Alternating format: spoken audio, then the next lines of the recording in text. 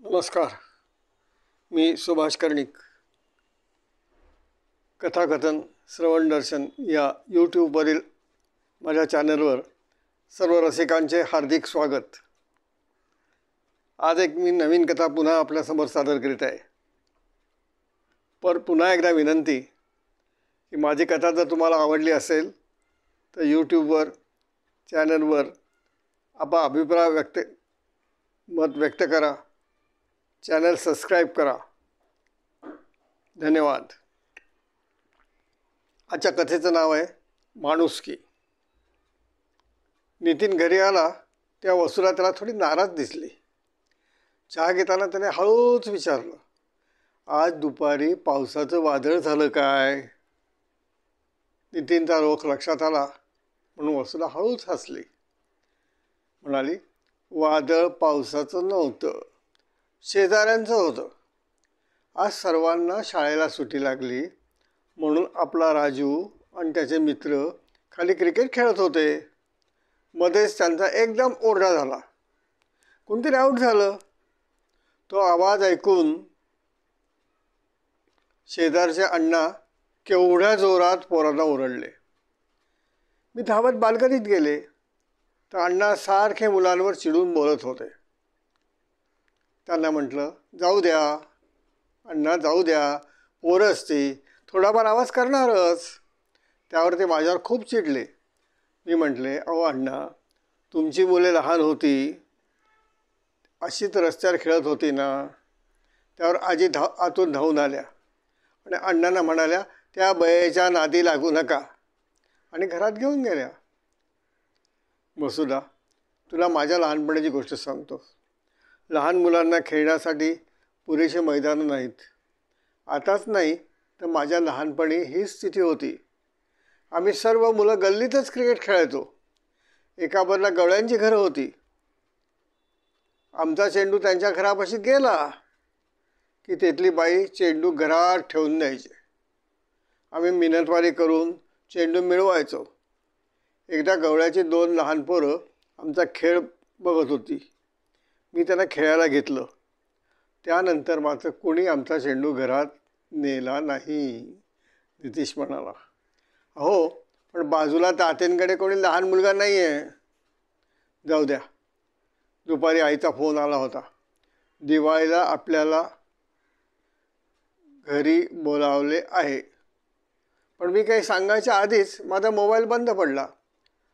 मध्ये मध्ये असाच बंद पडतो. उद्या दुरुस्त करून आणा बघा. सकाळचा चहा घेताना वसुधा म्हणाली, आज बाळाला थोडा ताप होता. वाटलं तर राजूला आईकडे सोडून द्या, आपण नंतर जाऊ. ठीक आहे, असं करतो. राजूला आता घेऊन जातो, त्याला आईकडे सोडतो.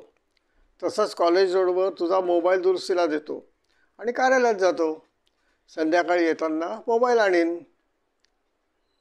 नितीन कार्यालयातून निघाला तेव्हा पाऊस जोरात सुरू होता. गाडी सावकाश चालावी लागली. तो जेव्हा कॉलेज रोडला वळला तेव्हा त्या रस्त्यावर पावसाचे पाणी धो धो वाहत होते. थोडेच अंतर गेल्यावर त्याला गाडी थांबवावी लागली.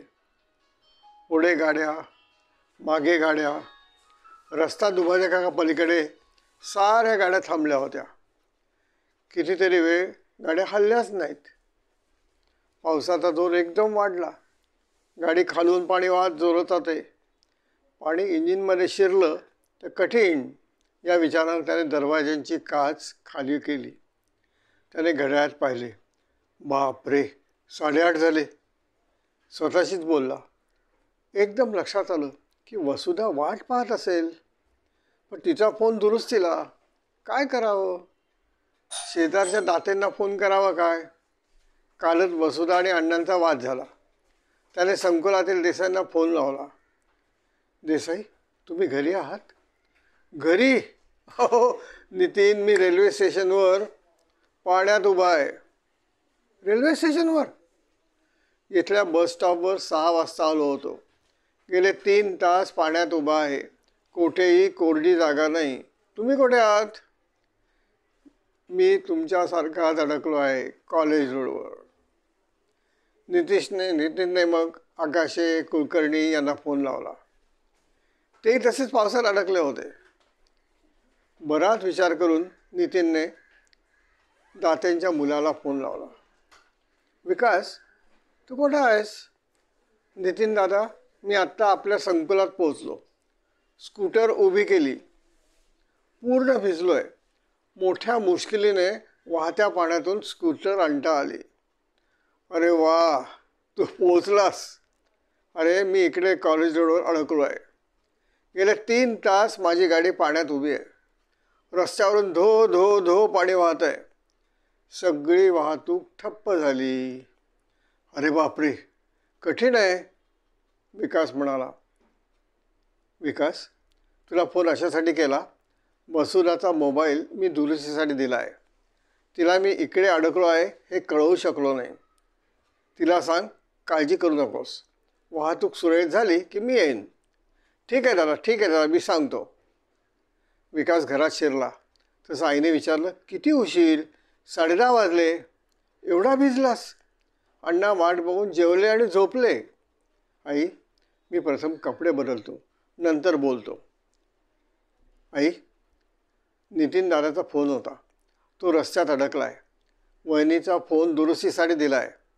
तिला माहीत नाही दादा कुठे आहे. ती वाट पाहत असेल. चल, मी येते.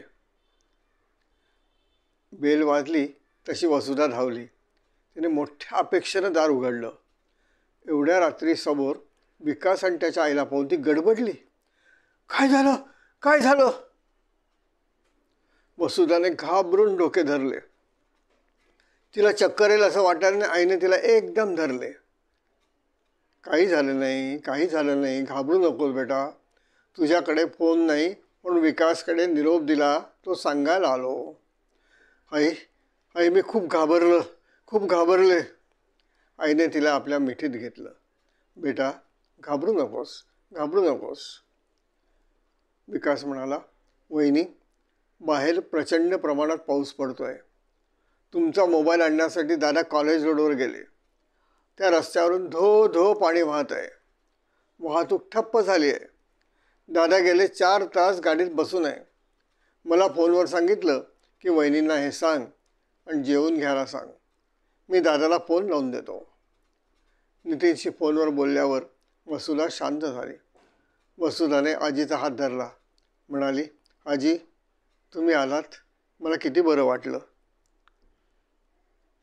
मला माफ करा. दुपारी मी उगाचच तुमच्याशी भांडले. आजी हसली. नाही ग पोरी, ते भांडण नव्हतं, तो वाद होता, तेवढ्यापुरता. मग विसरायचं. बेटा, वाद भांडणं तात्पुरती असतात, संबंध मात्र कायम असतात. चल, तुझं जेवण व्हायचं आहे ना. विकास, तू इथे बस, मी आपले जेवण घेऊन येते. आपण तिघे एकत्र जेवण करू. वसुधाच्या डोळ्यातून वाहणाऱ्या आसवांना बाहेर पडणाऱ्या पावसांची साथ होती. नमस्कार.